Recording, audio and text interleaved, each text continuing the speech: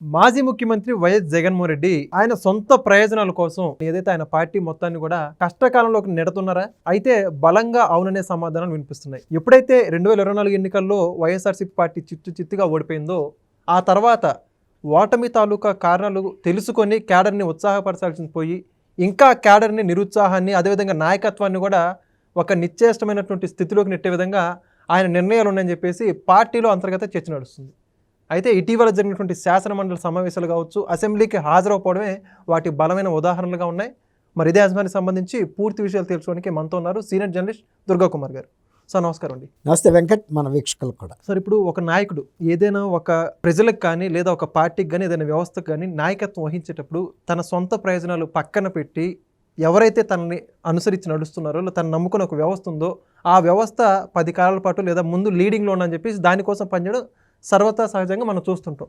కానీ ఆంధ్రప్రదేశ్లో ఒకసారి 2019 నుంచి 2024 మధ్య అధికారంలో ఉన్నటువంటి పార్టీకి నాయకత్వం వహించి ముఖ్యమంత్రిగా చలాయించి ఆ పార్టీకి సంబంధించి తన స్వయంకృత అపరాధం చేతనే ఆ పార్టీని అధపాతంలోకి తొక్కుతున్న జగన్మోహన్ రెడ్డి గారే అని చెప్పేసి వైఎస్ఆర్సీపీ పార్టీలో అంతర్గత నాయకులు చాలా బలంగా చర్చ నడుస్తుంది. దానికి ఉదాహరణ ఏంటంటే ఇటీవల జరిగినటువంటి శాసనమండలి సమావేశంలో వైఎస్ఆర్సీపీ పార్టీ పనితీరు ఒక పక్క అయితే అసెంబ్లీకి హాజరవ్వడం మరో పక్క. ఇలాంటివన్నీ జగన్మోహన్ రెడ్డి గారు తెలియక నిర్ణయాలు తీసుకుంటున్నారంటారా లేకపోతే ఎందుకంటారు ఈ అంశాల గురించి? ఇప్పుడు మీరు అన్నారు కదా, ఆయన వ్యక్తిగత స్వలాభం దృష్టిలో పెట్టుకుని చేశాడని.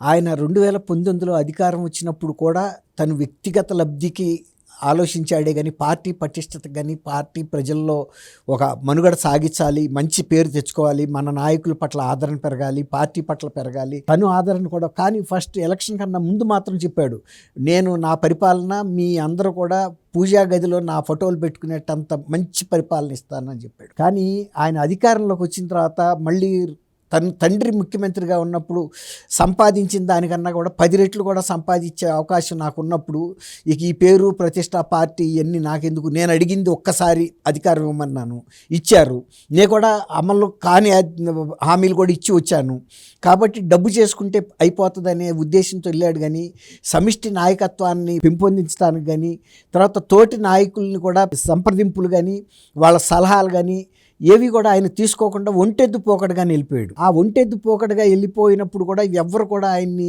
ఎదిరించి చెప్పలేకపోయారు. వాళ్ళు ఏమనుకున్నారంటే 175కి 175 సీట్లు గెలుస్తానని చెప్తున్నప్పుడు కిందసారి 151 సీట్లు గెలిచాడు కదా, ఈయనలో ఏదో అయస్కాంత శక్తి ఉంది కాబట్టి మనకెందుకు, మనం గెలిపించే బాధ్యత ఆయన మీదే ఉంది కదా, 175కి 175 గెలుస్తానన్నప్పుడు ప్రతి ఎమ్మెల్యే తర్వాత కిందసారి ఓడిపోయిన వాళ్ళు కూడా మేము గెలుస్తామనే ఒక ఆశకు వచ్చేసారు. దాంతో ఆయనకి ఎవరు ఎదురు చెప్పలేకపోయారు. వాళ్ళు ఏమనుకున్నారంటే ఇతని దగ్గర ఏదో మంత్రదండం ఉంది, ప్రజల్లో ఎంతో కొంత అంత వ్యతిరేకత కనపడుతున్నా కూడా ఆయన విశ్వాసాన్ని బట్టి ఏదో కిందసారి కూడా 151 సీట్లు గెలవటం కూడా 2019లో సాధారణ విషయం కాదు. అటువంటి ఏదో మహిమ ఉంది ఈయన దగ్గర, యేసుక్రీస్తులాగా అనుకున్నారు. కానీ ఇలాంటి పరిస్థితి వస్తుందని వాళ్ళు ఊహించలా. ఇప్పుడు 2024లో ఓటమి చెందిన తర్వాత అంతర్గత సమావేశం ఏర్పాటు చేసుకుని సమీక్షించుకుంటారు. ఎందుకు మనకి ఇలాంటి ఓటమి వచ్చింది, ఎక్కడ మనం తప్పు చేశాము, ఇక నుంచి ఇప్పుడు నుంచి ఎట్లాంటి విధానాన్ని అనుసరించాలి, ప్రజలకి మనం ఎలా దగ్గర అవ్వాలి అనేది ఆలోచించాలి. కానీ ఆయన అటువంటిది ఏమీ చేయకుండా ఎప్పుడైతే 11 స్థానాల యొక్క ఘోర ఓటమి వచ్చిందో ఆయన వ్యక్తిగత ప్రతిష్టకు పోయాడు. రెండోది ఏంటంటే ఆయన ఒక అసంబద్ధమైనటువంటి కోరాడు, నాకు ప్రతిపక్ష నాయకుడు హోదా ఇస్తే తప్ప నేను శాసనసభకు రానని భీష్మించాడు. అది వాళ్ళు సీనియర్ నాయకులతో చర్చించాల్సింది. అది అసాధ్యమైన విషయం. మీరు అటువంటి శపథం కనుక చేస్తే మనం భంగపడతాము, పార్టీ శాశ్వత సమాధి అవుతుంది అనేది వాళ్ళు చెప్పగలిగి ఉండేవాళ్ళు. కానీ ఆయన ప్రతిష్టకు పోయి ఆ ప్రకటన చేయటం వలన నిన్న ఈయన స్పీకర్ గారు కూడా అయ్యన్న పాత్రుడు గారు ఏం చెప్పాడు, అది ఇవ్వటం సాధ్యం కాదు, మా చేతిలో లేదని. అలాగే ముఖ్యమంత్రి గారు ఇంకో మాట అన్నాడు, ఆయనకు ప్రతిపక్ష నాయకుడి హోదా ఇవ్వాల్సింది మేము కాదు ప్రజలని. అది అంత మాత్రం జగన్మోహన్ రెడ్డి గారికి తెలియలేదంటే మనం ఏం మాట్లాడాలి? ఇప్పుడు ప్రతిపక్ష హోదా అనేది ఇప్పుడు కిందసారి ప్రతిపక్ష హోదా ప్రజలు ఇవ్వబట్టి చంద్రబాబు నాయుడు గారికి వచ్చింది. జగన్మోహన్ రెడ్డి గారు దయాదాక్షిణ్యాలతోనో సీతారాం దయాదాక్షిణ్యాలు అప్పటి స్పీకర్ దయాదాక్షిణ్యాలతో రాలా. ఇంకా పైగా ప్రజలు ఇచ్చినటువంటి ప్రతిపక్ష హోదాను కూడా నేను ఇంకొక 4 ఎమ్మెల్యేలను కనుక నీ ఏపు నుంచి నేను తిప్పేసుకుంటే నీకు ఆ ప్రతిపక్ష హోదా కూడా ఊడిపోద్దని కూడా హేళనగా మాట. అలాంటప్పుడు ఇప్పుడు ఆయన తీసుకున్న శపథం వలన పార్టీ ఏం చేయాలి? పార్టీ నిర్వీర్యం అయిపోయింది. అసలు ప్రజల్లో వైఎస్ఆర్ కాంగ్రెస్ పార్టీకి మనం 11 సీట్లు ఎందుకు ఇచ్చాము? కనీసం వాళ్ళు శాసనసభలోకి కూడా వెళ్ళటం లేదు. తర్వాత ఇంకా పైగా పదే ఆయన నాకు ప్రతిపక్ష నాయకుడు హోదా ఇవ్వండి, ప్రతిపక్ష నాయకుడు హోదా ఇవ్వమని అడుగుతున్నాడే తప్ప ప్రజలకు సంబంధించిన అంశం అసలు ఇంతవరకు వాళ్ళు ప్రస్తావించలేదు. నేను ప్రజల కోసమైనా శాసనసభకి వెళ్తా అని దిగొచ్చి ఒక మెట్టు ప్రజల కోసం వెళ్ళుంటే ప్రజల అభిమానం పొందగలిగేవాడు. ఇప్పుడు అటు ఇటు కాని పరిస్థితిలో ఉంది. త్రిశంకు స్వర్గంలో అంటే పార్టీలో కౌన్సిల్లోనూ వాళ్ళతో గొడవ చేయమన్నాడు. ఓ పక్కన బొత్స గారు ఆరోగ్యం బాగాలేదు. ఆయన ఆరోగ్యం బాగోక హైదరాబాద్ చికిత్సకొస్తే కాదు నువ్వు మళ్ళీ వచ్చి ఆ శాసన మండలిలో నువ్వు మళ్ళీ మాట్లాడాలి అని ఆయన్ని పిలిస్తే నిన్న ఆయన మాట్లాడుతూ ఉండగానే తూలిపోయాడు. వెంటనే పక్కన వాళ్ళు పట్టుకుని ఆయన్ని ఇంటికి తీసుకెళ్ళిపోయారు. మళ్ళీ హైదరాబాద్ న్యూరో హాస్పిటల్ ఏదైతే ఉందో ఇక్కడ నుంచి డాక్టర్ గారు ఆయనకి అక్కడికి సలహాలు ఇస్తూ వైద్యాన్ని కొనసాగిస్తున్నారు. ఇంకోటి ఏంటంటే ఎవరు కూడా ఈ శాసన మండలి సమావేశాలకి బొత్స గారు వస్తాడని ఎవరు ఊహించలా. ఎందుకంటే ఆయన ఆరోగ్యం బాగాలేదు, కుటుంబ సభ్యులు కానీ శ్రేయోభిలాషులు కానీ ఆయన ఇంకా రెస్ట్ తీసుకోవాలి, ట్రీట్మెంట్ కూడా కొనసాగాలని కోరుకున్నారు.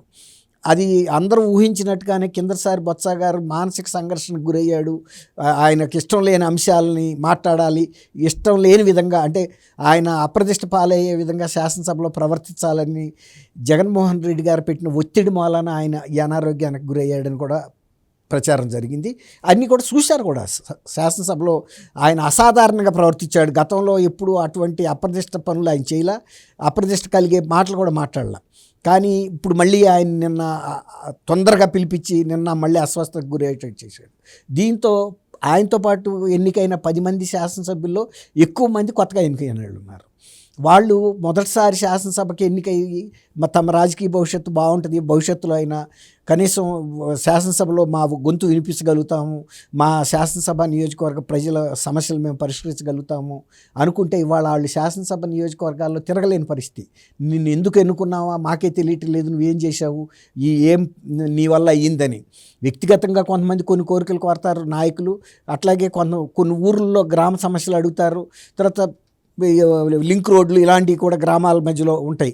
అట్లా గ్రామాల్లో వీళ్ళ పరపతి లేకుండా పోయింది. అసలు ఎమ్మెల్యే అనే వ్యక్తి అక్కడ ఉన్నాడు వైఎస్ఆర్సీపీకి అని అనుకోవట్లేదు. వాళ్ళు కూడా కూటమి ప్రభుత్వ నాయకుల్ని అడిగి వాళ్ళ పనులు చేయించుకోగలుగుతున్నారు. అలాంటప్పుడు వైఎస్ఆర్సీపీ అనేది ఎక్కడా కూడా ఉనికి కనపట్టలేదు. ఆ విధంగా ఆయన తీసుకున్న ఏకపక్ష నిర్ణయం వలన పార్టీ ఉనికి ప్రమాదంలో పడింది.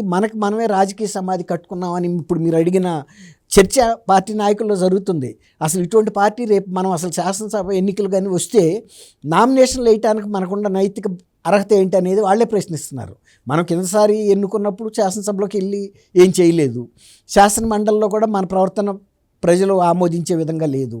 పెద్దల సభ అది. మళ్ళీ తర్వాత మనం చేసిన ఈ అకృత్యాలు, ముఖ్యంగా ఈ తిరుపతి లడ్డు అపచారం విషయంలో జరిగింది ఉందాక ఒప్పుకోకుండా దానికి ఇంకా సెలవులు పలవలుగా వాదనలు చేసి ఇంకా ఇరుక్కుపోయారు. దాంతో power point presentation Chandrababu Naidu గారు ఇచ్చినప్పుడు మామూలు వ్యక్తికి కూడా అసలు ఇది ఎంత అపచారం జరిగింది అనే ప్రతి చిన్న విషయాలు కూడా అర్థమైపోయింది.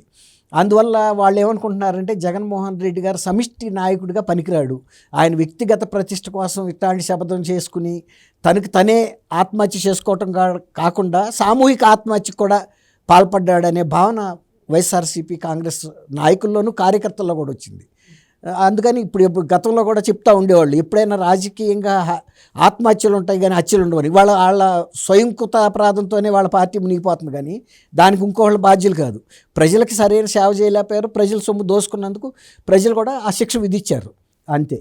Okay, thank you. Thank you Venkat. మన వీక్షకులు please subscribe to Leo News for more videos.